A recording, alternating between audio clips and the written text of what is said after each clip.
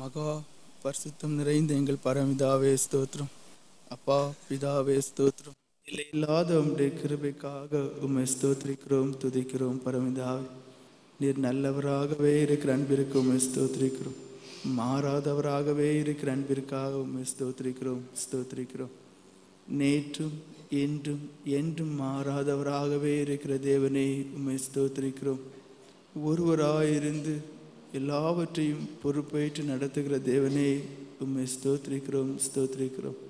பரமபிதாவே, உம்முடைய கிருபை அடியார்களுக்கு வேண்டும், உம்முடைய இரக்கம் அடியார்களுக்கு வேண்டும். பரமபிதாவே, ஆதி சபையை பார்த்தாலும் உம்முடைய கிருபையினாலே உம்முடைய ஜனங்களை நீர் முடிசூட்டி உம்முடைய கரத்திற்குள் நீர் வைத்து உம்முடைய ஆவியினாலே நிறைத்து நீர் வழி நடத்தினீர் என்பதை அறிகிறோம். பரமபிதாவே, அத்தகைய ஒரு வழி நடத்துதல், அத்தகைய ஒரு தேவ பிரசன்னம் நிறைந்த ஒரு அனுபவம், அத்தகைய ஒரு விசேஷமான ஒரு வாழ்க்கை அடியா எல்லாருக்கும் வேண்டும். பரமிதாய், ஆதி பெந்தெகோஸ்தே சத்திய சபை என்றதான இந்த சபையிலே அங்கத்தினராயிருக்கிறதான அடியார்கள் அத்தகைய அனுபவத்தை உடையவர்களாக இந்த உலகத்திலே ஜீவிக்க நீர் கிருபை செய்யும்படியாக கெஞ்சுகிறோம். பரமிதாய், இந்த புது ஆண்டிலே பழையவைகள் எல்லாவற்றையும் களைந்தவர்களாக, புதிதானவர்களாக, புதுப்பிக்கப்பட்டவர்களாக, களைய வேண்டியவைகளை, அசுத்தங்களை, ஆகாதவைகளை, தேவனுக்கு பிரியமில்லாதவைகளை களைந்தவர்களாக, துப்புரவாக்கப்பட்டவர்களாக, ஒரு புது மனுஷனாக, பரமிதாவை ஒரு புது சாயலை உடையவர்களாக இந்த உலகத்திலே கிறிஸ்தவன் என்று மற்றவர்களுக்கு சாட்சியிடக்கூடிய வாழ்க்கை ஜீவியம் உடையவர்களாக எல்லாரும் மாறுபட கிருபை செய்யும்படி கெஞ்சுகிறோம். பரமிதாய், இந்த ஜனங்களுக்கு போதிக்க எந்த விதமான ஒரு தகுதியும் நிலையும் மற்றதான ஏழை அடியானோடு கூட இருக்கும்படி கெஞ்சுகிறோம். பரமிதாய், பரிசுத்த ஆவியின் நிறைவை தரும்படி கெஞ்சுகிறோம், வாக்கின் ஆவியை தரும்படி கெஞ்சுகிறோம்.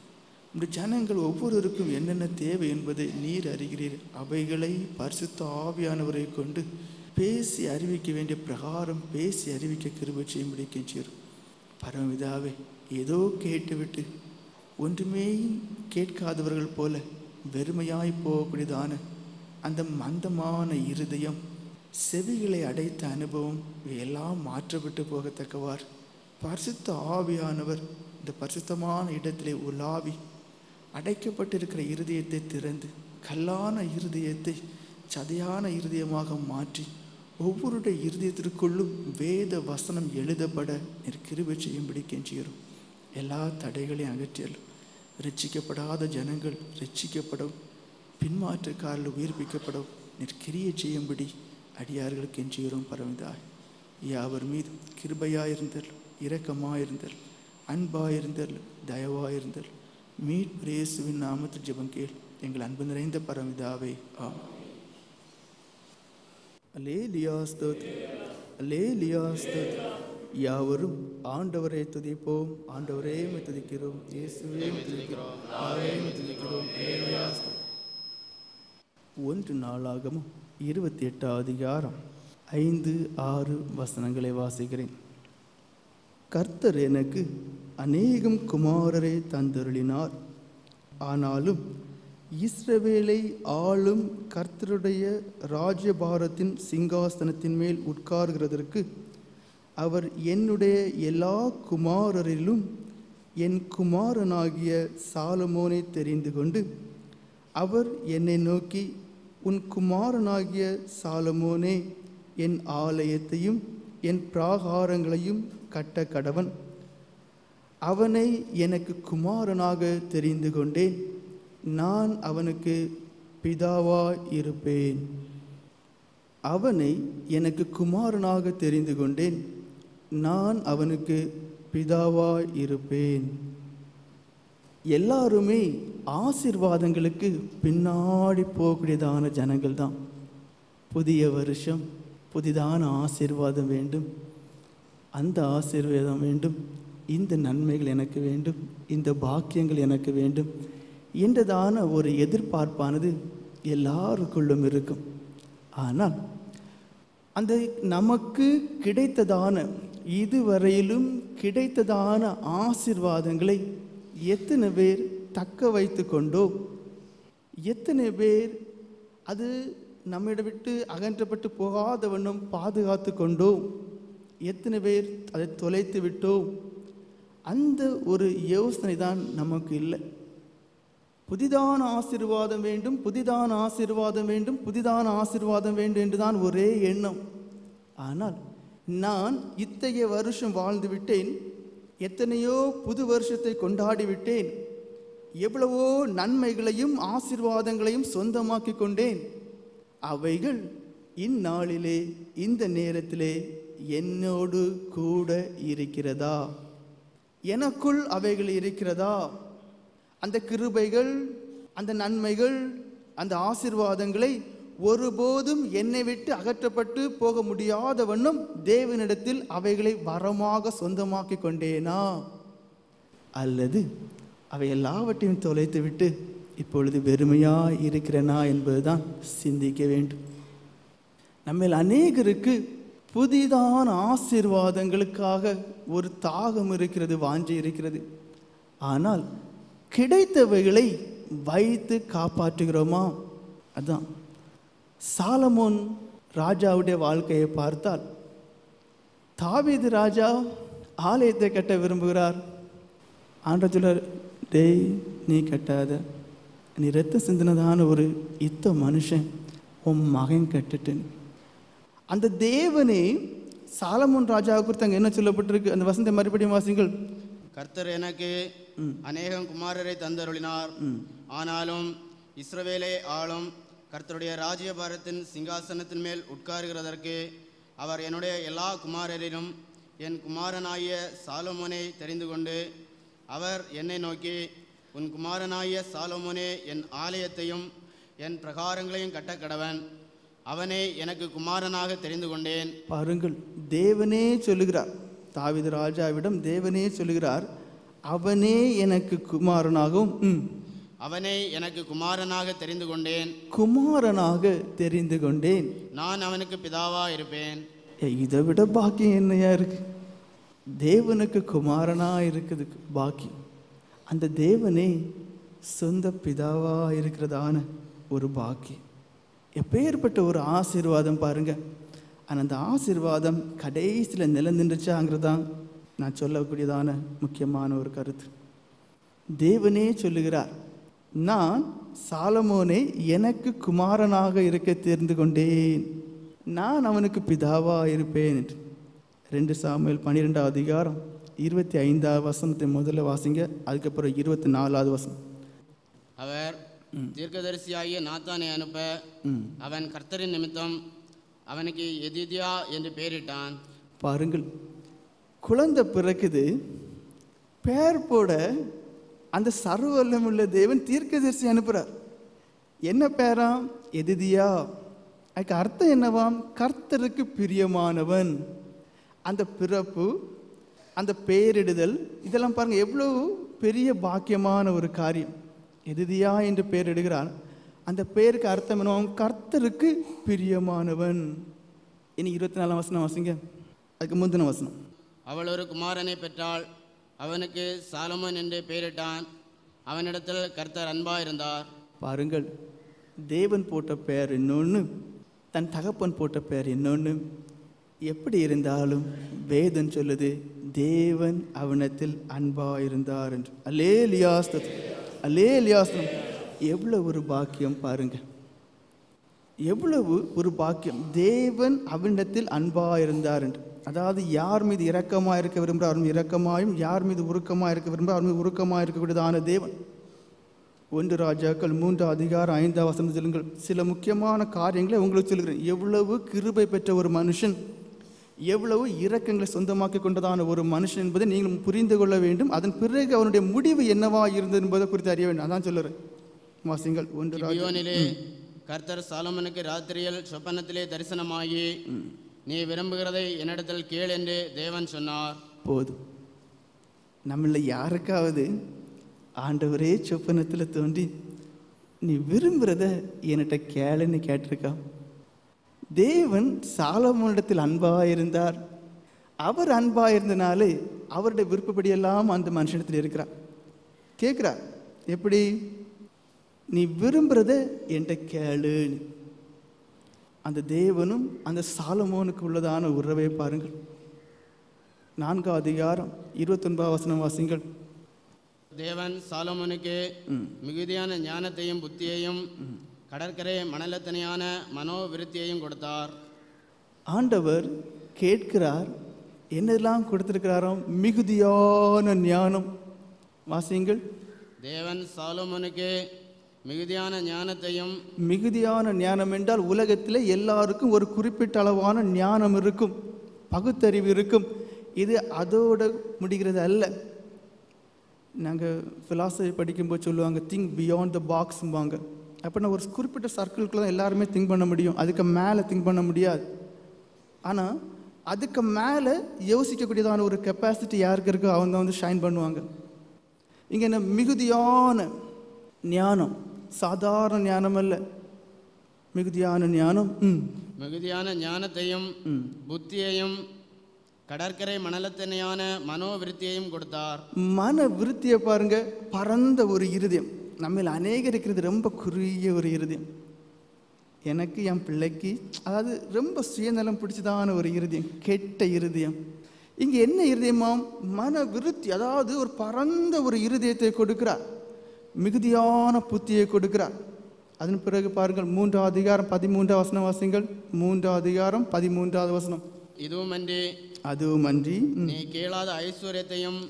கேட்கல, நீ என்ன வேணும்னு கேட்டு, எனக்கு ஞானம் வேணும் ஆண்டவரே, எனக்கு இவ்வளோ ஜனங்களை தந்திருக்கிறேன், எனக்கு நடத்த தெரியாது, எனக்கு அதுக்கேற்ற கிருபை தாரு என்று கேட்டார். ஞானத்தையும் கொடுத்தார், புத்தியையும் கொடுத்தார், நல்ல ஒரு மனதை கொடுத்தார். வேதாகமம் சொல்லுது, தெளிந்த மனக்கண்களுக்காக ஜெபம் பண்ணுங்கள் என்று. நல்ல ஒரு சுத்த இருதயம் உள்ள நல்ல ஒரு மனக்கண்களை கொடுத்தார். கேட்காமல எதை கொடுக்கிறார்? வாசிங்க. இதுவுமன்றி நீ கேளாத ஐஸ்வர்யத்தையும் மகிமையையும் உனக்கு தந்தேன்.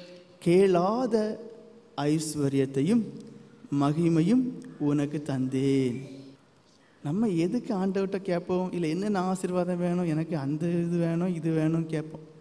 ஐஸ்வர்யத்துக்காண்டி கேட்போம், மகிமை கீர்த்தி புகழுக்காக கேட்போம். இங்கே விரும்பாததை ஐஸ்வர்யம், மகிமை, கனம், பேர், புகழ் எல்லாவற்றையும் அப்படியே கொடுக்கிறார். பாருங்கள், தேவன் சாலமோனை தெரிந்து கொண்டார் என்று சொல்லப்பட்டிருக்கிறது. ஏராளமான குமாரர்கள் இருக்கிறார்கள். அதிலும் 2 குமாரர்கள் தாவீது இருக்கும்போதே ராஜபாரியத்தை விரும்பினார்கள். அதற்காக சில காரியங்களும் செய்தார்கள். வேதம் படித்தவர்கள் புரிந்திருக்கும். அப்படிப்பட்டதான ஒரு சூழ்நிலையிலே தேவன் சாலமோனை தெரிந்து கொள்கிறார். தேவன் அந்த சாலமோனுக்கு பெயரிடுகிறார். அவனிடத்தில் பிரியமா இருக்கிறார் என்று சொல்லப்பட்டிருக்கிறது. உனக்கு என்ன வேணுங்கிறத கேட்கிறார், கேட்கிறதையும் கொடுக்கிறார், கேட்காதவைகளையும் தேவையானவைகளை எவைகள் தேவை என்பதை அறிந்து அவைகளையும் கொடுக்கிறார். ஆனால் அப்படிப்பட்டதான விசேஷமான ஆசீர்வாதங்களையும் நன்மைகளையும் சொந்தமாக்கி கொண்டதான சாலமோன் அந்த தேவனிடத்தில் உத்தமமாக இருந்தானா? அவரை பிரியப்படுத்தி ஜீவித்தானா? அதான் முக்கியமான காரியம். 1 ராஜாக்கள் 11ஆம் அதிகாரம் 4-6 வசனங்களை வாசிங்கள். சாலமோன் வயது சென்றபோது அவனுடைய மனைவிகள் அவன் இருதயத்தை அந்நிய தேவர்களை பின்பற்றும்படி சாய பண்ணினார்கள். அதனால் அவனுடைய இருதயம் அவன் தகப்பனாகிய தாவீதின் இருதயத்தைப் போல தன் தேவனாகிய கர்த்தரோடு உத்தமமாக இருக்கவில்லை. பாருங்கள், வயது சென்ற போது, அப்படியானால் தன்னுடைய வாழ்க்கையின் கடைசி காலங்களை பார்ப்போமே, ஆனால் எப்படி இருக்கிறதாம்? அவன் தேவனிடத்தில் உத்தமமாய் இருக்கவில்லை. யாரும் காரணமாக இருக்கட்டும், மனைவி மாரில் குறை சொல்ல முடியாது. எதுக்கு அவ்வளோ மனைவி மாறுவ? குறை சொல்லலாம் எல்லாரும், முதல்ல தன்னை தான் குறை சொல்லணும். அதான் முக்கியமான காரியம். அப்போ திருந்த முடியும். இங்கே வயதானவனாக இருக்கிறான். என்ன சொல்லப்பட்டிருக்குது? அவன் தேவனுடைய பார்வையிலே உத்தமமாய் இருக்கவில்லை என்று. எது முக்கியம்? தொடக்கமா முடிவா?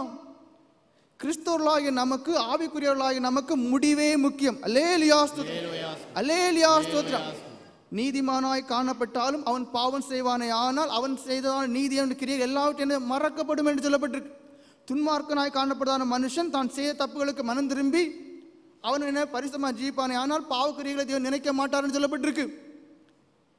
தேவனுடைய குமாரனா இருக்கக்கூடியதான ஒரு இரக்கத்தை பெற்றதான மனுஷனுடைய முடிவை பாருங்கள். அந்த வசனத்தை மறுபடியும் வாசிங்க.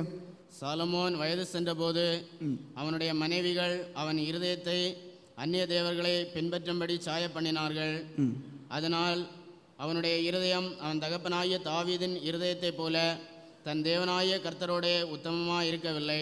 தன் தேவனாகிய கர்த்தரிடத்தில் உத்தமமாய் இருக்கவில்லை அப்படின்னு அர்த்தம் என்ன? சத்ருவா மாறினான், அவருடைய திருவிழா சித்தம் செய்யவில்லை, அவருக்கு துரோகம் பண்ணினான், அவரை மறந்தான், அவர் செய்தான நன்மைகளை நினையாமல் போனான், நன்றி உணர்வு அற்றவனாய் மாறினான். 6வது வசனம் வாசிங்க. சாலமோன் தன் தகப்பனாகிய தாவீதை போல கர்த்தரை பூரணமாய் பின்பற்றாமல் கர்த்தரின் பார்வைக்கு பொல்லாப்பானதை செய்தான். கர்த்தரை பின்பற்றுவதை விட்டுவிட்டான். எப்படி? கர்த்தரை பின்பற்றுவதை விட்டுவிட்டான். தேவனுக்கு பிரியமில்லாதவைகளை, பொல்லாதவைகளை, தீமையான காரியங்களை அவன் செய்ய மனதுடையவனாய் காணப்பட்டு செய்தான் என்று சொல்லப்பட்டு, சாலமோன் இவ்வளவு இரக்கங்களையும் இவ்வளவு நன்மைகளையும் இவ்வளவு ஆஸ்திகளையும் அந்தஸ்துகளையும் பெயர்களையும் புகழ்களையும் உடையவனாய் காணப்பட்டதான் அந்த சாலமோன் பின்மாறி போகிறதுக்கு காரணம் என்ன? 1 ராஜாக்கள் 3வது அதிகாரம் 14வது வசனம் வாசிங்கள். உன் தகப்பனாகிய தாவீது நடந்தது போல நீயும் என் கட்டளைகளையும் என் நியமங்களையும் கைக்கொண்டு என் வழிகளில் நடப்பாயாயில் உன் நாட்களையும் நீடித்திருக்க பண்ணுவேன் என்றார். தேவன் அந்த சாலமோனுக்கு எல்லாவற்றையும் கொடுத்து விட்டு சொல்லுகிறார், நீ என் கற்பனைகளையும் நீ என் கட்டளையும் கை கொண்டு நடப்பாயே ஆனால் என்று சொல்லப்பட்டிருக்கு. எனக்கு எல்லாம் வேணும், நீ என்னைய இப்படி நட, அப்படி நட, இப்படி இருக்காத, அப்படி இருக்காதுன்னு மாத்திரம் சொல்லாது. அப்படிதான் நம்ம விரும்புகிறோம். எல்லாருக்கும் ஆசீர்வாதம் வேணும், ஒன்றும் சொல்லிடக்கூடாது. கற்பனையை கொடுக்கிறார், கட்டளைகளை கொடுக்கிறார், அதை நீ கை கொண்டு நட என்று சொல்கிறார். 1 நாளாகமும் 28 அதிகாரம் 9வது வசனம் வாசிங்கள். குமாரனாய சாலமோனே, நீ உன் பிதாவின் தேவனை அறிந்து. முதல்ல தேவனாகிய கர்த்தரே சாலமோனுக்கு சொல்லுகிறார், நீ கற்பனைகளையும் கட்டளைகளையும், அதாவது என்னுடைய கற்பனைகளையும் என்னுடைய கட்டளைகளையும் கை கொண்டு நடந்தால் உனக்கு ஆசீர்வாதம், உன் ஆயுஷ் நாட்கள் நீடித்திருக்கும். பாருங்க, அடுத்தது தகப்பன் தன் பிள்ளைக்கு புத்தி சொல்லுகிறான். தாவீது ராஜா சாலமோன் ராஜாவுக்கு சொல்லக்கூடியதான புத்திமதி. என் குமாரனாய சாலமோனே, நீ உன் பிதாவின் தேவனை அறிந்து அவரை உத்தம இருதயத்தோடும் உற்சாக மனதோடும் சேவி. எப்படி சேவிக்கணுமாம்? எப்படி தொழுது கொள்ளணுமாம்? அந்த இருதயத்தையும் அந்த மனதையும் குறித்து சொல்லப்பட்டிருக்கு. மறுபடியும் வாசிங்க. என் குமாரனாய சாலமோனே, நீ உன் பிதாவின் தேவனை அறிந்து அவரை உத்தம இருதயத்தோடும் உற்சாக மனதோடும் சேவி. உத்தம இருதயம் பாருங்க, கள்ளம், கபடு, திருக்கு, வாசி, வைராக்கியம் உள்ள கெட்ட இருதயத்தை உள்ள உத்தமமான இருதயம். ஆராதனைக்கு வரதில்லை முக்கியம், ஆண்டவரேன்னு சொல்லி கூப்பிடுறதுக்கு இல்லை முக்கியம். முதல்ல அந்த இருதயம் உத்தம இருதயமாய் மாறுவதற்காண்டி ஜெபம். உற்சாகமான மனம் ஆண்டவரிடத்தில் வர வேண்டும், அவருடைய சன்னிதானத்தில் வர வேண்டும், அவரை ஆராதிக்க வேண்டும், அவரை ஸ்தோத்திரிக்க வேண்டும். ஒரு உற்சாகம். நமக்கு என்ன, ஞாயிற்றுக்கிழமை ஆயிற்று, கிறிஸ்தவர்கள் ஆயிட்டோம், போகணுமேன்னு சொல்லும். எத்தனை பேர் உற்சாகமாக இருக்கிறோம்? தேவனை ஆராதிக்கிறதுக்கு, பரிசுத்தம் அடைவதற்கு எத்தனை பேர் உற்சாக மனதோடு இருக்கிறோம்? இல்லை. ஆனால் சாலமோன் ராஜாவுக்கு தாவீது ராஜா சொல்லிக் கொடுக்கிறார், நீ ராஜா தான், ஆனால் ஆண்டவருக்கு எப்படி இருக்கணும், இப்படிதான் இருக்கணும். தொடர்ந்து வாசிங்க. கர்த்தர் எல்லா இருதயங்களையும் ஆராய்ந்து நினைவுகளின் தோற்றங்களை எல்லாம் அறிகிறார். கர்த்தர் எப்படிப்பட்டவரா? டம் இல்லை, ஒன்றுமே தெரியாதவர் அல்ல. அவர் எப்படி எல்லாருடைய இருதயங்களையும் அப்படியே அறிந்து ஆராய்கிறவராக, உய்த்து சோதித்து ஆராய்ந்து அறியக்கூடியவராக இருக்கிறார். நீ அவரை தேடினால் உனக்கு தென்படுவார், நீ அவரை விட்டுவிட்டால் அவர் உன்னை என்றைக்கும் கைவிடுவார். நீ அவரை விட்டுவிட்டால் அவர் உன்னை என்றைக்கும் கைவிடுவார் என்று. தேவன்தான் ஒரு மனுஷனை ராஜாவாகி வைத்திருக்கிறார், தேவையான எல்லாவற்றையும் கொடுத்திருக்கிறார். ஆனால் அப்படிப்பட்டதான அதே தேவன் அந்த மனுஷனுடைய வாழ்க்கையிலே சரி நான் தான் ராஜாவாக்கி வைத்தேன், நான் அவனிடத்தில் பிரியமா இருக்கேன் வாக்கும் கொடுத்து விட்டேன், அவனுக்கு நான் பிதாவாக இருப்பேன் என்று சொல்லியும் விட்டேன், அதனாலே நான் கண்டும் காணாமல் இருப்பேன் என்று சொல்லவே இல்லை. அவர் நீதிபரர், அவர் மாறாதவர். அவர் சொன்னார், ஆனால் அவர் சொன்னதின்படி நாம் நடக்காமல் இருப்போமே ஆனால் அவர் கைவிடக்கூடியவராகவே இருக்கிறார். அந்த வசனத்தின் கடைசி பாகத்தை மறுபடியும் வாசிங்க. நீ அவரை தேடினால் உனக்கு தென்படுவார். நீ அவரை தேடினால், நாம் அந்த சர்வ வல்லமையுள்ள தேவனை தேடினால் நிச்சயமாக அவர் நமக்கு தோன்றுவார். முழு இருதயத்தோடு, முழு ஆத்மாவோடு, முழு பலத்தோடு எந்த மனுஷன் விடாபிடியாக அந்த தேவனுடைய இரக்கத்திற்காக, நன்மைக்காக, விடுதலைக்காக, ஆசீர்வாதங்களுக்காக, ரட்சிப்பின் அனுபவங்களுக்காக, பரிசுத்த ஜீவி அனுபவங்களுக்காக தேடுகிறானோ அந்த மனுஷன் நிச்சயமாக அந்த தேவனையும் கண்டடைவான். அந்த தேவனிடத்தில் இருக்கிறதான சகல ஆசீர்வாதங்களை அனுபவமாக சொந்தமாக்கிக் கொள்வான். அல்லேலூயா ஸ்தோத்திரம், அல்லேலூயா ஸ்தோத்திரம். வாஸ்தவ வசனத்தை மறுபடியும் வாசிங்க. என் குமாரனாகிய சாலோமோனே, நீ உன் பிதாவின் தேவனை அறிந்து அவரை உத்தம இருதயத்தோடும் உற்சாக மனதோடும் சேவி. கர்த்தர் எல்லா இருதயங்களையும் ஆராய்ந்து நினைவுகளின் தோற்றங்களை எல்லாம் அறிகிறார். நீ அவரை தேடினால் உனக்கு தென்படுவார். நீ அவரை விட்டுவிட்டால் அவர் உன்னை என்றைக்கும் கைவிடுவார். புத்திமதி சொல்லப்பட்டிருக்கிறது, அறிவுரை சொல்லப்பட்டிருக்கிறது, நல் ஒழுக்க நெறிகள் சொல்லப்பட்டிருக்கிறது. கேட்டான். 1 ராஜாக்கள் 3 அதிகாரம் 3 வசனம் வாசிங்க சொல்லப்பட்டிருக்கு. கொஞ்சம் பின்பற்றினான். ஆனால் என்ன உண்டானது?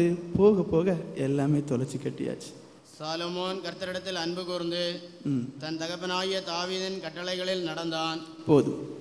என்ன சொல்லப்பட்டிருக்கு? சொல்லப்பட்டதான புத்திமதிகளை, அறிவுரைகளை ஏற்றுக்கொண்டான் என்று சொல்லப்பட்டிருக்கிறது. தேவனிடத்தில் அன்புடையவனாகவே காணப்பட்டான். ஆனால் அவைகள் என்ன ஆகிறது? நாள் போக போக போக அப்படியே ஒன்றில்லாமல் போகுது. சொல்லக்கூடியதான புத்திமதிகளை கை கொண்டு நடப்பதில் அங்கே என்ன உண்டாவது? அப்படியே கீழே கீழே கீழே வந்துட்டே இருக்கும். முதலிலே என்ன? தேவனை அன்பு கூறக்கூடியவனாய் இருக்கிறான். அதனால என்ன? தேவன் சொன்னதான கற்பனைகளை கை கொள்ளக்கூடியவனாய் இருக்கிறான். தன் தகப்பனார் சொன்னதான அந்த நல்லொழுக்கங்களை, அறிவுரைகளை ஏற்றுக்கொண்டு கீழ்ப்படியக்கூடிய மன உடையவனாய் இருக்கிறான். தேவனிடத்தில் அன்புடையவனாய் இருக்கிறான். அடுத்தது என்ன? அந்த அன்பு, அந்த ஆசை, அந்த பக்தி அது அப்படியே மாறுகிறது. 1 ராஜாக்கள் 11 அதிகாரம் 1வது வசனம் 5வது வசனம் வாசிங்க. ராஜாவாய சாலமோன் பார்வோனின் குமாரத்தியை நேசித்ததும் அல்லாமல் மேவாபியரும், அம்மோனியரும், ஏதோமியரும், சீதோனியரும், ஏத்தியரும் ஆகிய அந்நிய ஜாதியாரான அநேகம் ஸ்திரீகள் மேலும் ஆசை வைத்தான். ஸ்நேகம் எங்க போகுது? ஸ்நேகம் எங்க போகுது? தேவனிடத்தில் இருந்தது அது அப்படியே கொஞ்சம் கொஞ்சமாக மாறி மாம்சத்தின் பக்கம் போய்கொண்டே இருக்கிறது. ஒரு மனைவி இன்னொரு மனைவி, அது சொல்ல வேண்டிய தேவை கிடையாது. தேவனிடத்தில் இருந்த ஸ்நேகமானது அப்படியே மாறி மாம்சத்திலே போகிறது. பாவம் உள்ளே நுழைகிறது. ரட்சிக்கப்படுகிறோம். அந்த அனுபவ காலங்களிலே அதிகமாக ஜெபம் பண்ணுகிறோம். எல்லாமே வெறுப்பாக இருக்கிறது, தனிமையில் இருக்க தோணுகிறது, அதிகமாக ஜெபம் பண்ண தோணுகிறது, அமைதி உடையவர்களாக இருக்கிறோம். அந்த ஜெபம் குறைகிறது, தேவன் மீது உள்ள ஸ்நேகம் குறைகிறது. பழைய பாவங்களை திரும்ப எடுக்கிறோம், பழைய மனுஷனாகவே மாறி போகிறோம். 5வது வசனம் வாசிங்க. சாலமோன் சீதோனியரின் தேவியாகிய அஸ்தரோத்தையும் அம்மோனியரின் அருவருப்பாகிய மில்கோமையும் பின்பற்றினான். இங்கே தேவனையே மறந்துட்டான் பாருங்க, எவ்வளோ பெரிய துரோகம். அதே போன்றுதான் நாமும் அந்த தேவனை அப்படியே மறந்து விடுகிறோம். அவன் மாம்சத்துக்கு அடிமையானால் நாம் நம்முடைய நிலைமைகள் நமக்கு தெரியும். அநேகர் பொருட்களுக்கு அடிமையானவர்களாக, அந்த பொருட்களை குறித்தான சிந்தையுடையவர்களாக காணப்பட்டு தங்களுடைய இருதயத்திலே அதை தியானிக்கக்கூடியவர்களாக இருக்கிறோம். உலக ஆசைகளுக்கு இடம் கொடுத்தவர்களாக, உலக சிநேகத்தை உடையவர்களாக, அது தேவனுக்கு விரோதமான பகை என்று அறிந்தும் ஜெப ஜீவியத்தை விட்டவர்களாக காணப்படுவதனாலே, தேவனுக்கு அந்நியர்களாக மாற்றப்பட்டதனாலே இருதயத்திலே யாரை தியானிக்கிறவர்களாக இருக்கிறோம்? சாலமோனானவன் வேறு தேவர்களுக்கு வெளிப்படையாக பலிபீடங்களை கட்டி பலியிட்டான். நாம் அப்படி பலியிடாமல் இருந்தாலும் கூட உங்களுடைய இருதயம் எதை இடைவிடாமல் ஆராதிக்கிறது? ஒன்று அசுத்தமான காரியங்களாக இருக்கலாம், அல்லது சிற்றின்பத்திற்குரியதான காரியங்களாக இருக்கலாம், அல்லது ஏதேனும் பொருட்களாக இருக்கலாம். பொருள், ஆசை ஆகிய விக்கிரக ஆராதனை விக்கிரகத்தை வைக்கவில்லை, இருதயத்தில் தியானிக்கும் போதே அப்படிப்பட்டவர்களாக மாற்றி விடுகிறோம். அப்போ நம்மில் எத்தனை பேர் கிறிஸ்துவை ஏற்றுக்கொண்ட பிறகு இருதயத்திலே பார்ப்போமேயானால், நினைவுகள் கிறிஸ்துவ குறித்து எவ்வளவு இருக்கு என்று யோசிப்போமேயானால், ஒரு நாள் எப்பொழுதாவது ஒரு முறை ஆண்டவரே நினைக்கலாம். ஆனால் அந்த நினைவுகளை பார்ப்போமேயானால் அதிகமாக எதை நினைக்கிறோம் என்று பாருங்கள். அப்படியானால் உங்களுடைய இருதயத்தில் இருக்கதான அந்த ஆராதனை சிந்தனை எப்படிப்பட்டதாக இருக்கிறது? சாலமோனை போல அங்கே மாற்றப்பட்டதாகவே காணப்படுகிறது. ஸ்நேகம் தேவனிடத்தில் இருக்கிறது, அந்த ஸ்நேகம் அப்படியே மாற்றப்பட்டு மாம்சத்திற்கு போய் சென்றடைகிறது. சில காரணங்களை சொல்லிக்கொண்டே வந்தேன். ஏன் அவன் தன்னுடைய வாழ்க்கையின் முடிவிலே பின்மாற்றக்காரனானான்?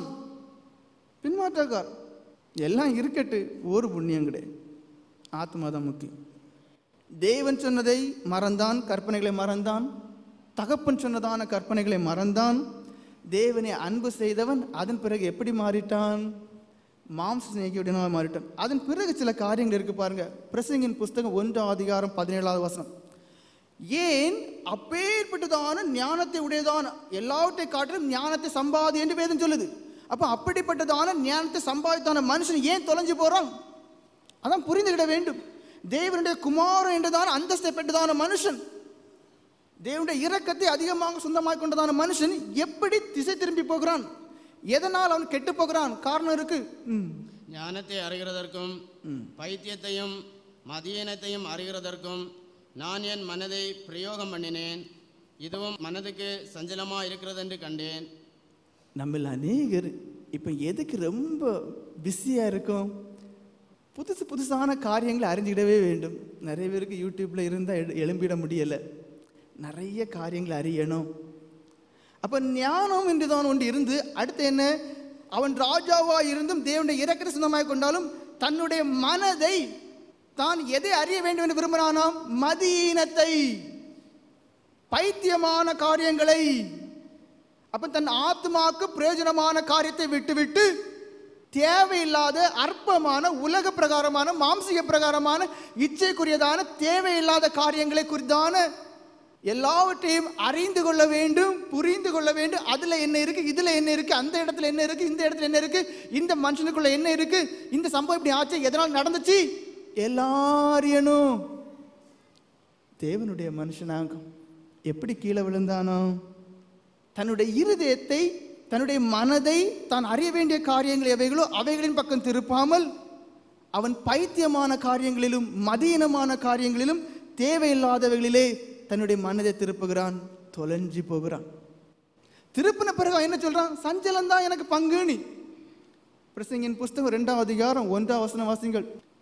நான் என் உள்ளத்திலே சொல்லிக் கொண்டது என்னவென்றால், வா, இப்பொழுது உன்னை சந்தோஷத்தினாலே சோதித்து பார்ப்பேன், இன்பத்தை அனுபவி என்றேன், இதோ இதுவும் மாயா இருந்தது. பாருங்க, ஏன் கெட்டு போறான்னு தெரியுமா? கூட இருக்கிறவங்க சொல்லுவாங்க, நம்மள அதிகம் லேய், ரிச்சயப்பட்டது, அபிஷேகப்பட்டது, வெள்ளை துணி போட்டு எல்லாம் இருக்கட்டும், அந்த இடத்துக்கு வா, அங்கே போய் அதை அனுபவிப்போம், இப்படி போவோம், இதை செய்வோம். யாருக்கும் தெரிய போறாது. இல்லை, ஒரு நாள் இந்த இடத்துக்கு போனால் என்ன தப்பு, ஒரு நாள் இவங்க கூட போனால் என்ன தப்பு? சந்தோஷத்தை அனுபவிக்க வேண்டும், இன்பமான சகலவற்றையும் அனுபவிக்க வேண்டும். தம் மனதை எங்க செலுத்துறான்? அப்ப ஜெபம் பண்ண நேரம் கிடையாது, ஆண்டவரை சிந்திக்க நேரம் கிடையாது, தியானம் பண்ண நேரம் கிடையாது. அந்த இருதயம், அந்த மனம் எங்கே போகுது? உலகத்திலே யாரெல்லாம் என்னிடத்தில் வந்து இப்படிப்பட்டதான ஒரு காரியம் சந்தோஷம் இருக்கு, இப்படிப்பட்டதான ஒரு காரியத்தில் பொழுதுபோக்குன சந்தோஷம் இருக்கு, இப்படிப்பட்டதான காரியத்தை நம்ம அனுபவிப்பான இருதயத்துக்கு இன்பம் வரும், அப்படியெல்லாம் யார் யார் என்னிடத்தில் சந்தோஷத்தை குறித்தும் இன்பமான காரியத்தை குறித்தும் என்னிடத்தில் சொல்லுகிறார்களோ அவை எல்லாவற்றையும் அனுபவித்தேன். அதான் அர்த்தம், எல்லாவற்றையும் நான் அனுபவித்தேன். வாசிங்க மறுபடியும். நான் என் உள்ளத்திலே சொல்லிக் கொண்டது என்னவென்றால், வா, இப்பொழுது உன்னை சந்தோஷத்தினாலே சோதித்து பார்ப்பேன், இன்பத்தை அனுபவி என்றேன், இதோ இதுவும் மாயா இருந்தது. பாருங்கள், எல்லாம் அனுபவிச்ச பிறகு அங்க ஒண்ணுமே இல்லை, சஞ்சலமும் வருத்தம் தான். அடுத்து என்ன? மதுபானம். அதே அதிகாரம் 3 வாசிங்க. வானத்தின் கீழ் மனுபுத்திரர் உயிரோடு இருக்கும் நாளளவும் பெற்று அனுபவிக்கத்தக்கது இன்னதென்று அறியும் பொருட்டு என் இருதயத்தை ஞானத்தால் தேற்றி கொண்டிருக்கும் போதே நான் என் தேகத்தை மதுபானத்தால் சீராட்டி கொண்டிருக்கவும். திரும்ப வாசிங்களா அந்த கடைசி வாசித்தது. என் இருதயத்தை ஞானத்தால் தேற்றி கொண்டிருக்கும் போதே நான் என் தேகத்தை மதுபானத்தால் சீராட்டி கொண்டிருக்கவும். போதும். அடுத்தது என்ன? மதுபானத்துக்கு அடிமையாகிறான்.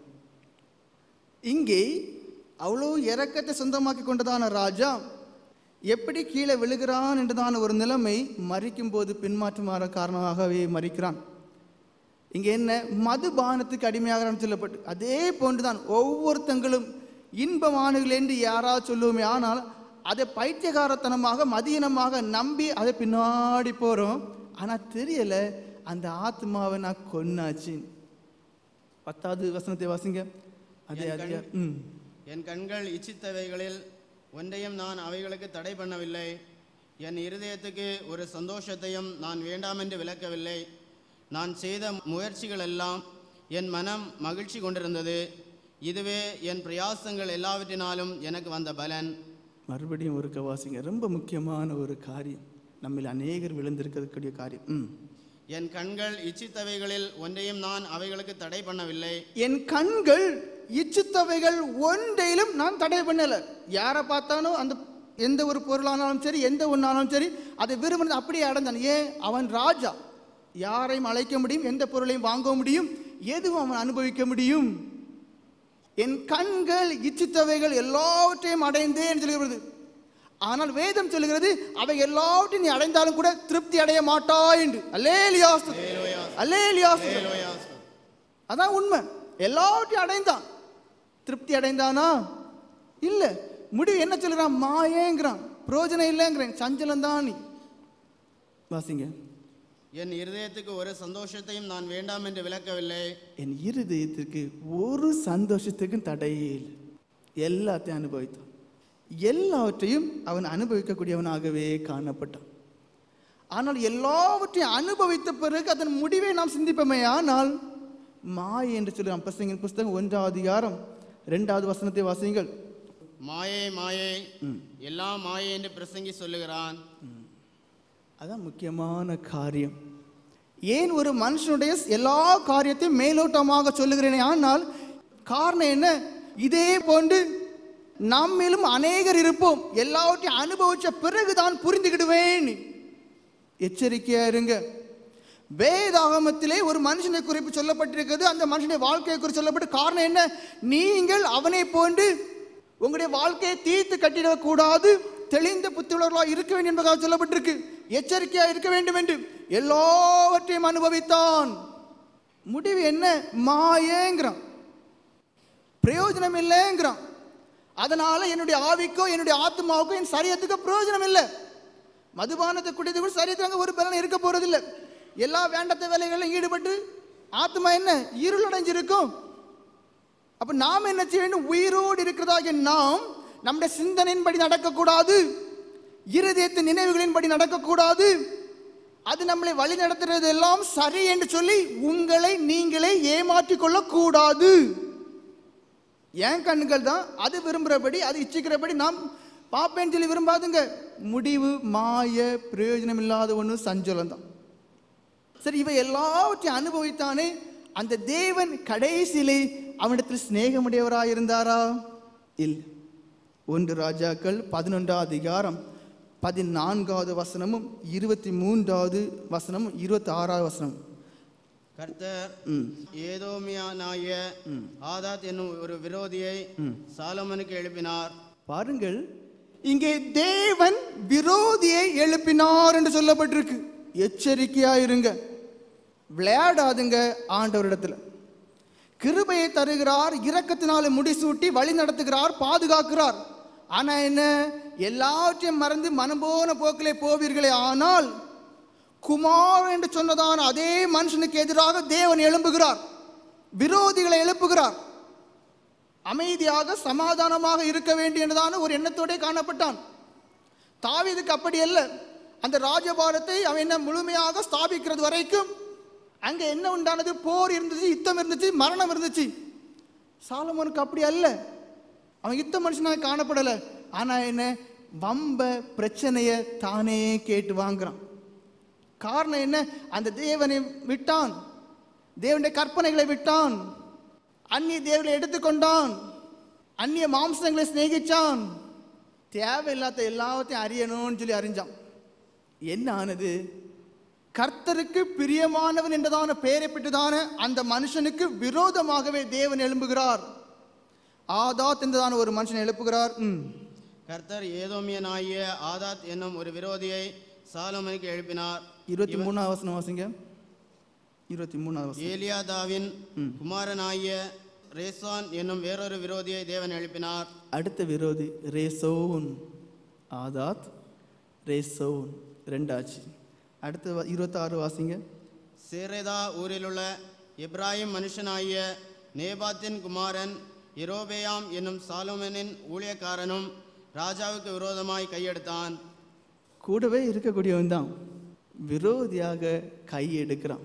எரோபேயாம் கவனமாக இருக்கணும், பயந்து பயந்து இருக்கணும். எப்பொழுதும் பயப்படுகிறவன் பாக்கியவான் சொல்லப்பட்டிருக்கு. அல்லேலூயா ஸ்தோத்திரம், அல்லேலூயா ஸ்தோத்திரம். எப்பொழுதும் பயப்படுகிறவன் பாக்கியவான். இது எல்லாம் இருக்குன்னு சொல்லி நிமித்துட்டோம், அந்த ஆண்டவர் உங்ககிட்ட இருக்க மாட்டார். முடிஞ்சு. எங்கெந்தெல்லாமோ பிரச்சனை ஆரம்பிக்கும், எங்கெந்தெல்லாமோ தொந்தரவு வரும், பிடிச்சு நிற்க முடியாது, நிம்மதி இல்லாதவர்களாகவே வாழ்க்கை முடியக்கூடியதாய் காணப்படும். எபிரேயர்கள் நிருபம் 4 அதிகாரம் 13 வசனத்தை வாசிங்கள். அவருடைய பார்வைக்கு மறைவான சிருஷ்டி ஒன்றுமில்லை. அவருடைய பார்வைக்கு மறைவான சிருஷ்டி ஒன்றுமே இல்லை. சாலமோனை உருவாக்குனவரும் அவர் தான், ஆசீர்வதித்தவரும் அவர் தான். ஆனால் மறைவானது ஒன்றுமே இல்லை. சகலமும் அவருடைய கண்களுக்கு முன்பாக நிர்வாணமாயும் வெளியரங்கமாயும் இருக்கிறது. எல்லாமே அவர் பார்த்து கொண்டே இருக்கிறார். தான் உருவாக்குன சிருஷ்டி கெட்டு போகிறதையும் பார்த்து கொண்டே இருக்கிறார். அவருக்கே நாம் கணக்கு ஒப்புவிக்க வேண்டும். அவரிடத்தில் எல்லாரும் கணக்கு ஒப்பிக்க வேண்டியது இருக்கிறதுனாலே, அவன் கெட்டு போனதுனாலே அவனுக்கு கொடுக்கப்பட்டதான கணக்கு. விரோதங்கள் ஆரம்பிச்சது, எல்லாவற்றையும் அனுபவிச்ச பிறகு சஞ்சலமும் வருத்தமும் தான் அவனுடைய பங்கா இருந்தது. எல்லாவற்றையும் அனுபவித்த பிறகு சஞ்சலமும் வருத்தமும் தான் அவனுடைய பங்காகவே காணப்பட்டது. பிரசங்கின் புஸ்தகம் 12 அதிகாரம் 14 வசனமும் 13 வசனம் வாசிங்கள். முதல்ல 14, அடுத்து 13. ஒவ்வொரு கிரியையையும் அந்தரங்கமான ஒவ்வொரு காரியத்தையும் நன்மையானாலும் தீமையானாலும் தேவன் நியாயத்திலே கொண்டு வருவார். காரியத்தின் கடைத்தொகையை கேட்போமாக. போதும். இங்கே தேவன் நியாயம் தீர்ப்பார் என்று சொல்லப்பட்டிருக்கிறது. எல்லாவற்றையும் உருவாக்குனவர் தேவன், அந்த சிருஷ்டியை எல்லாவற்றையும் பார்த்து கொண்டிருக்கான்னு சொல்லப்பட்டிருக்குது. அடுத்து என்ன சொல்லப்பட்டிருக்கு? நியாயம் தீர்ப்பார் என்று சொல்லப்பட்டிருக்கு. அடுத்த வாசிங்க 15 வசனம். காரியத்தின் கடைத்தொகையை கேட்போமாக. தேவனுக்கு பயந்து அவர் கற்பனைகளை கைக்கொள். எல்லா மனுஷர் மேலும் விழுந்த கடமை இதுவே. சாலமோனுக்கு தேவனும் சொன்னார், தாவீது ராஜாவும் சொன்னார். எப்படி? நின்ன கற்பனைகளை கைக்கொள், இல்லைன்னா அந்த தேவன் உன்னை விட்டு போயிடுவார். அதே போன்றுதான் அவனுடைய வாழ்க்கையை இந்த நேரத்தில் தேவன் நமக்கு தெளிவாக விளக்கி காண்பித்து விட்டார். விளக்கி காண்பித்து விட்டு இப்பொழுது என்ன சொல்லுகிறார்? எல்லா மனுஷர் மீதும் விழுந்த கடமை கற்பனை என்று என்ன சொன்னார்? மறுபடியும் வாசிங்க. காரியத்தின் கடைத்தொகையை கேட்போமாக. தேவனுக்கு பயந்து, தேவனுக்கு பயந்து அவர் கற்பனைகளை கைக்கொள். அவருடைய கற்பனைகளை கை கொள்ள வேண்டும். அல்லேலூயா ஸ்தோத்திரம், அல்லேலூயா ஸ்தோத்திரம். என்ன சொல்லப்பட்டிருக்கு? அவருக்கு பயப்பட வேண்டும் என்று சொல்லப்பட்டிருக்கு. அவருக்கு பயப்பட வேண்டும். அடுத்து என்ன செய்ய வேண்டும்? நான் அவருக்கு பயப்படுகிறேன் சொல்லிட்டு அதை எப்படி செயல்படுத்துறது, அதை காண்பிக்கணும். இப்போ வெளியரங்கமாக சொல்லிடலாம், நான் ஆண்டவருக்கு பயப்படுறவேன், நான் ஆண்டவர். ஏன்னா யோனா, அது இப்போ ஞாபகத்தில் நான் சொல்கிறேன், யோனா கடலில் போட்டதுக்கு முன்னாடி போல இருக்கு. அப்போ கேட்பாங்க, அப்போ நான் சொல்லுவேன், நான் எபிரேயன், நான் கர்த்தருக்கு பயப்படுகிறவேன்பான். அப்படின்னு அர்த்தம் என்ன? அவன் பேரளவில் சொல்லுவான், நான் கர்த்தருக்கு பயப்படுவேன். ஆனால் உண்மையில் அவன் கர்த்தருக்கு பயப்பட்டானா? கர்த்தருக்கு பயப்பட்டவனா இருந்தால் அவன் எங்கே போயிருக்க மாட்டான், அந்த கப்பல் ஏறி அங்கே போயிருக்க மாட்டான். உண்மை தானே? அப்போ பேரளவில் தான் அவன் என்ன சொல்கிறான்? நான் கர்த்தருக்கு பயப்படுவேன். அவனோட கிரியை எப்படி இருக்கு பாருங்க, நேர் மாறி இருக்கு. இப்போ நான் சொல்லக்கூடிய காரியம் என்ன? நம்மில் அநேகர் நாம் கர்த்தருக்கு பயப்படக்கூடியவங்க சொல்கிறோம். ஆனால் அதை எப்படி செயல்படுத்துறது? அங்கே சொல்லப்படுகிறது கற்பனைகளை கை கொள்ள வேண்டும் என்று. அப்போ ஏராளமான கற்பனைகள் இருக்கு. அந்த தேவனை முழு இருதயத்தோடு, முழு ஆத்மாவோடு, முழு பலத்தோடு அன்பு செய்ய வேண்டும். என்ன நான் நேசிக்கிறது போல உங்களை நேசிக்கணும். அல்லேலூயா, அல்லேலூயா. வேற ஏராளமானது இருந்தாலும் இந்த ரெண்டுக்குள்ள எல்லாமே அடங்கும். அப்ப நான் தேவனுக்கு பயந்து அவருடைய கற்பனை கை கொள்ள சொல்லப்பட்டிருக்கு. நான் தேவனுக்கு பயப்படுறதை எப்படி காண்பிப்பது? அவருடைய கற்பனைகளை கை கொள்ளுது. ஏன் ஆண்டவர் சொல்லுகிறார் நீ எனக்கு பயப்படு என்று? 103வது சங்கீதம் 11வது வசனம் வாசிங்கள். அங்க என்ன சொல்லப்பட்டிருக்கு? பூமிக்கு வானம் எவ்வளவு உயரமா இருக்கிறதோ அவருக்கு பயப்படுகிறவர்கள் மேல் அவருடைய கிருபையும் அவ்வளவு பெரிதா இருக்கிறது. இங்கே ஆசீர்வாதத்தை குறித்து சொல்லப்பட்டிருக்கு. யாருக்கு தான் கிருபை, யாருக்கு தான் இரக்கம், யாருக்கு தான் தேவனுடைய அளவிட முடியாத ஆசீர்வாதங்கள்? அவைகள் சொல்ல முடியாத அளவுக்கு பறந்து விரிந்து உயர்ந்து காணப்படக்கூடிய அளவில் காணப்படுகிறது. எந்த மனுஷன் அவருக்கு பயப்படுகிறானோ, எந்த மனுஷி அவருக்கு பயப்படுகிறாளோ அந்த மனுஷனுக்கு மாத்திரம்தான், அந்த மனுஷிக்கு மாத்திரம்தான். நம்மில் தேவ பயம் இருக்கிறதா என்பதை சிந்திக்க வேண்டும். எல்லாருக்கும் ஆசீர்வாதம் வேணும் சொன்னா கேட்கவே மாட்டோம். எல்லாருக்கும் ஆசீர்வாதம் வேணும் சொன்னால் கேட்கவே மாட்டோம். காரணம் என்ன? கீழ்ப்படியாமை ஆவி இருக்கு, தேவ பயம் இல்லாத ஆவி இருக்கு.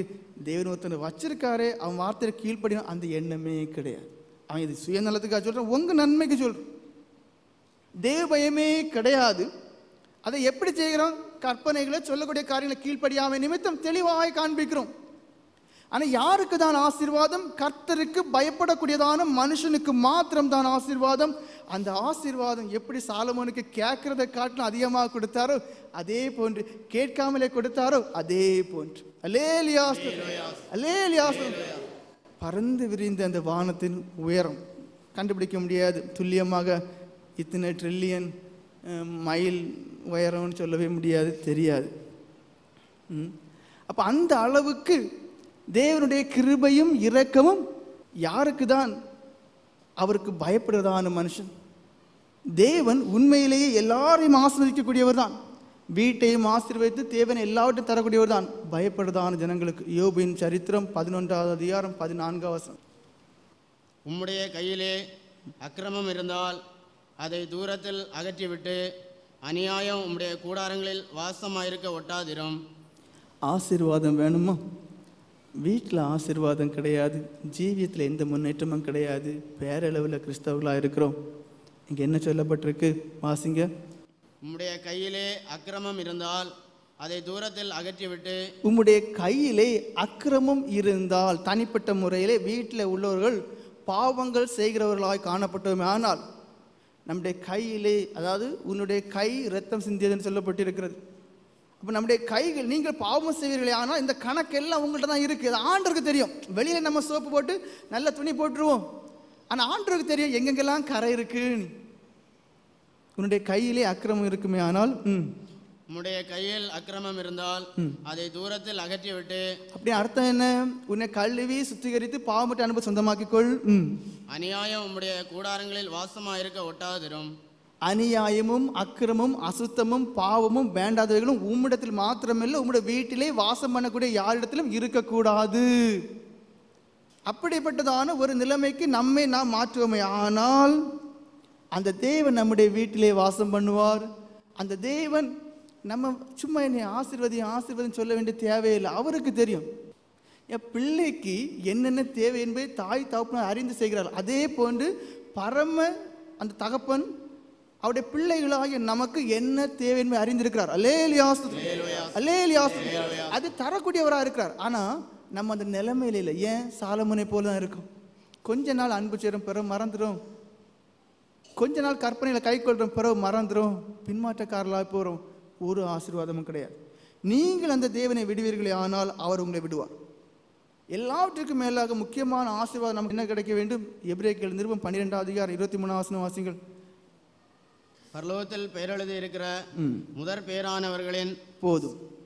இந்த உலகத்தில் கஷ்ட நஷ்டங்கள் உண்டு. புது வருஷம் எத்தனையோ புது வருஷத்தை பார்த்துட்டோம். ஒவ்வொரு ஆளுக்கும் வச்சிருக்க பங்கு, அனுபவிக்க வேண்டியது அனுபவிச்சு தான் ஆகணும். முடியாதுன்னு சொல்லி ஓடி தப்ப முடியாது. சகிக்க வேண்டும், பொறுக்க வேண்டும், அனுபவிக்க வேண்டும். அந்த இடத்தை தாண்டி போகணும். ஆனால் எது முக்கியமான ஒரு பாக்கியம்னா, நம்முடைய பெயர்கள் பரலோகத்திலே ஜீவ புஸ்தகத்திலே எழுதப்பட்டிருக்க வேண்டும். அல்லேலூயா, அல்லேலூயா. நமக்கே தெரியும் என் பேர் அங்கே எழுதப்படலை. ஒருவேளை எழுதப்பட்டிருக்கலாம், நான் ரட்சிக்கப்பட்ட போது. இப்போ அதை கிறுக்கப்பட்டிருக்கும். அப்போ நாம் என்ன செய்ய வேண்டும்? இந்த நாளிலே, இந்த வருஷத்தின் தொடக்கத்திலே காணப்படக்கூடியதான இந்த நாட்களிலே நம்முடைய பெயர் மறுபடியும் அங்கே எழுதப்படுவதற்காக ஜெபம் பண்ண வேண்டும். அதற்கேற்ற அனுபவத்தை சொந்தமாக்கி கொள்ள வேண்டும். அதை முடிவு வரியந்தம் காத்துக்கொள்ள வேண்டும். அல்லேலூயா, அல்லேலூயா.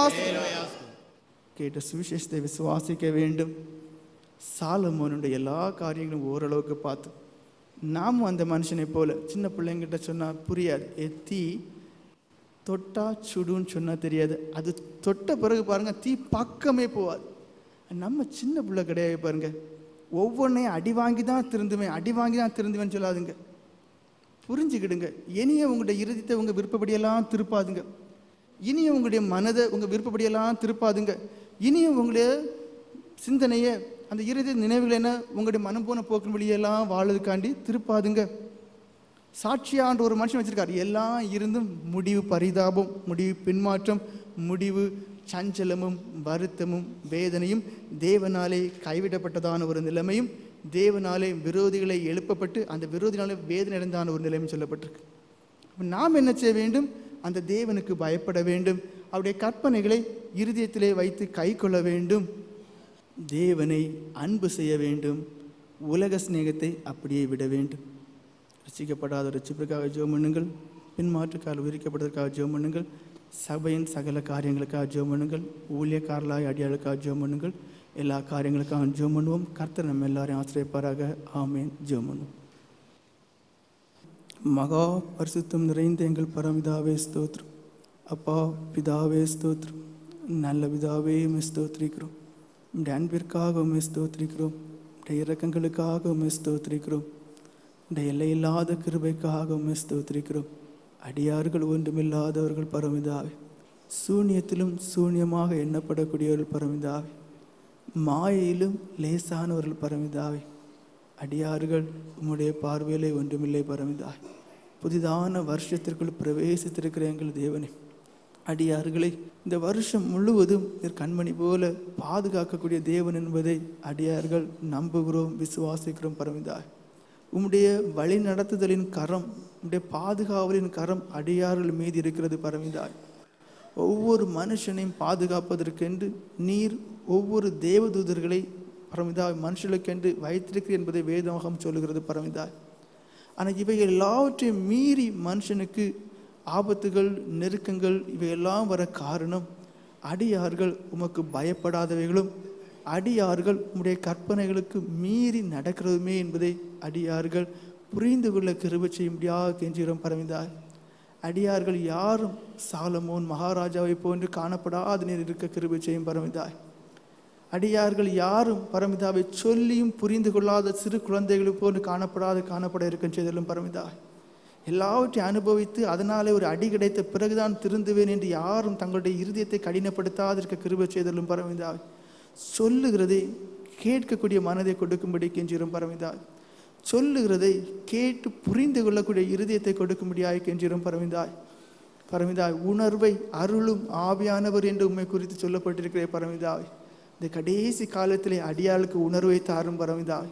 உம்முடைய வேதம், உம்முடைய வார்த்தை, உம்முடைய சுவிசேஷம் என்பதை புரிந்து கொண்டு, அந்த வேதம் இன்றைக்கு எனக்கு என்ன சொல்லியிருக்கிறது என்பதை புரிந்து கொண்டு பரமிதாவை தங்களுடைய வாழ்க்கையை சீர்படுத்தி கொள்ளக்கூடியவர்களாய் காணப்பட நீர் கிருபை செய்யும்படியாக கெஞ்சுகிறோம் பரமிதாவை. அடியார்கள் அடியாருடைய வாழ்க்கையை குறித்து கவலைப்பட வேண்டிய தேவையே இல்லை பரமிதாவை. உமக்குள் அடியார்கள் காணப்பட்டால், உமக்கு பயந்து அடியார்கள் காணப்பட்டால், உடைய வேத வசனத்துக்கு அஞ்சி நடுங்கி காணப்பட்டால், உடைய வேத வசனத்தின்படி அடியார்கள் ஜீவித்தால், அன்புள்ளவர்களாகவே இந்த உலகத்திலே ஜீவித்தால், இந்த உலகத்திலே அடியார்கள் எதை குறித்தும் பயமில்லாமல் ஜீவிக்க முடியுமே பரமிதாய். மன இறங்கும்படி கெஞ்சுகிறோம் பரமிதாய். ஆதி சபையிலே உடைய ஆவியை கட்டளையிட்டது போன்று அடியார்களுக்கும் பரிசுத்த ஆவின் நிறைவை கட்டளையிடும்படியாக வேண்டிக் கொள்கிறோம் பரமிதாய். அந்த ஆவினாலே கட்டப்பட்டவர்களாக, அந்த ஆவினாலே வழி நடத்தப்படுகிறவர்களாகவே வேதாகமத்திற்கு மாத்திரம் கீழ்ப்படியக்கூடியதான ஒரு அனுபவத்தோடு காணப்பட இறக்கம் செய்தலும் பரமிதாய். நோயோடும் வியாதியோடும் காணப்படுகிற எல்லா ஜனங்களுடைய பாகத்தில் சமர்ப்பிக்கிறோம் பரமிதாய். இதோ இங்கு காணப்படக்கூடியதான வியாதியஸ்தரையும் வீடுகளிலே காணப்படக்கூடியதான வியாதியஸ்தர்களையும் பரமிதாவே தூரமாய் காணப்படுகிற எல்லாரும் நம்முடைய பாகத்தில் சமர்ப்பிக்கிறோம் பரமிதாவே. உம்மால் எல்லாம் கூடும் பரமிதாவே. நோய்களை குணமாக்கும்படி கெஞ்சுகிறோம், வியாதிகளை குணமாக்கும்படி கெஞ்சுகிறோம். இந்த வியாதி படுக்கையிலிருந்து விடுதலை கொடுத்து என் தேவன் மெய்யா எனக்கு செவி கொடுத்து என்னை விடுவித்தார் என்று சொல்லத்தக்கவாறு நீர் உடைய ஜனங்களை விடுவிக்கும்படி கெஞ்சுகிறோம். பிசாசின் உபத்திரவத்திலே காணப்படுற ஜனங்களை உடைய பாகத்தில் சமர்ப்பிக்கிறோம் பரமிதாய். உபத்திரவங்கள் நீங்கி போக, தொந்தரவுகள் நீங்கி போக, அந்த பிசாசா பிடிக்கப்பட்டு தான் சுயமாக எந்த ஒரு காரியம் செய்யப்பட முடியாதவனும் தடைப்பட்டு காணப்பட எல்லாம் மாற்றப்பட்டு போக நீர் கிரியை செய்ய முடியாத கெஞ்சுகிறோம் பரமிதாய். அடியார்கள் ஒன்றும் இல்லை பரமிதாய். இப்படி சாட்சிகளுடைய பாடுகள் நினைவு கூர்ந்து கிரியை செய்யும் பரமிதாய். ரட்சிக்கப்படாமல் எவ்வளவோ ஜனங்கள் ஒவ்வொரு பரமிதாவே வாரமும் வருகிறதான ஜனங்களை அறிகிறீரே பரமிதாவே. நான் ரட்சிக்கப்பட வேண்டும், இந்த வருஷம் என் தேவன் என்னை உயிரோடு வைத்திருக்கிறது, என் ஆத்மாவை சொந்தமாக்கி கொள்ள வேண்டும் என்பதை குறித்தான உணர்வுகளாய் காணப்பட இறக்கம் செய்யும் பரமிதாய். ரட்சிப்பை சொந்தமாக்கி கொள்ள இறக்குவை செய்ய முடியாய் கெஞ்சிரும். பின்மாற்றக்காரில் உயிர்ப்பிக்கப்பட கிருபை செய்ய முடியாய் கெஞ்சிரும். ரட்சிக்கப்பட்டும் பரிசுத்தில் குறைவாய் காணப்படும் ஜனங்கள் பரிசு நிறைவை சொந்தமாக்கி கொள்ள கிருபை செய்யும் பரமிதாய். இந்த சபையிலே ஒரு எழுச்சியை கட்டளையிட்டும் பரமிதாய். இந்த சபையிலே ஒரு வளர்ச்சியை கட்டளையிடும் பரமிதாவே. இந்த சபையிலே ஒரு முன்னேற்றத்தை கட்டளையிடும் பரமிதாய்.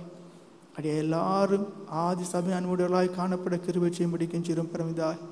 ஊழியக்காரர்களாகி அடியார்களை கண்ணோக்கி பார்க்கும்படி கெஞ்சிரும். ஆதி சபையின் அனுபவங்களையும் கிருபைகளையும் வரங்களையும் உடையவர்களாக ஆத்மாக்களுக்கு பிரயோஜனமுள்ள ஜீவன சாட்சிகளாய் காணப்பட கிருபை செய்தல். விசுவாசிகளையும் அவருடைய குடும்பத்தையும் கண்ணோக்கி பார்த்தல். தேவையான அவசியமான இடவர தேவைகள் எல்லாவற்றையும் நிறைவேற்றும்படி கெஞ்சிரும். மற்றும் திரு சன்னிதானத்துக்கு வந்து போகிறதான எல்லா ஜனங்களையும் நீர் பாதுகாக்கும்படி கெஞ்சிரும்.